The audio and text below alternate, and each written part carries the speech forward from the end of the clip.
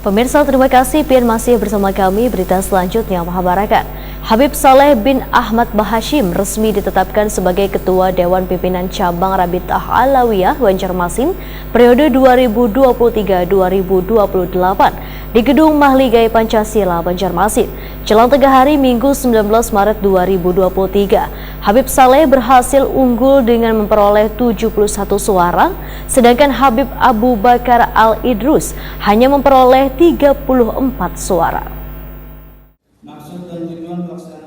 Habib Saleh bin Ahmad Bahashim resmi ditetapkan sebagai Ketua Dewan Pimpinan Cabang Rabitah Alawiyah Banjarmasin periode 2023-2028 di gelaran pemungutan suara yang dilaksanakan di Gedung Mahligai Pancasila Banjarmasin, Jalan Suprapto, Banjarmasin Tengah, jelang tengah hari Minggu 19 Maret 2023. Habib Saleh berhasil unggul dengan memperoleh 71 suara, sedangkan Habib Abu Bakar Al-Idrus hanya memperoleh 34 suara. Pilihnya ketua baru yaitu Habib Saleh bin Ahmad Al-Bahashim. Nah, mudah-mudahan kita dapat bekerja sama seluruh anggota atau seluruh para habaib yang ada di Kota Banjarmasin ini dapat membantu beliau.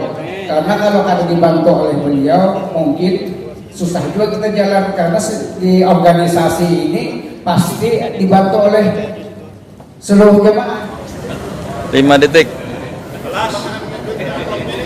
Oke, sip.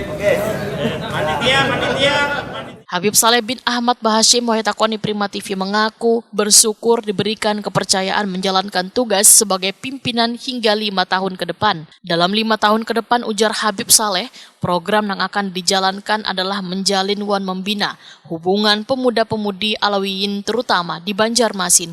Habib Saleh mengingatkan agar warga Alawiyin di Banjarmasin kada terlibat dalam politik praktis.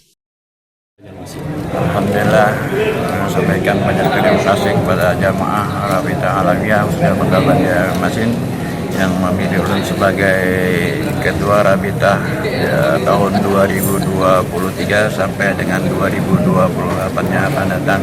Kepercayaan ini ulun tangkul, mudah-mudahan dapat kami jalankan, dan juga minta dengan harapan kepada Pak Jamaah supaya bisa saling membantu meskipun masukan dan saran-saran.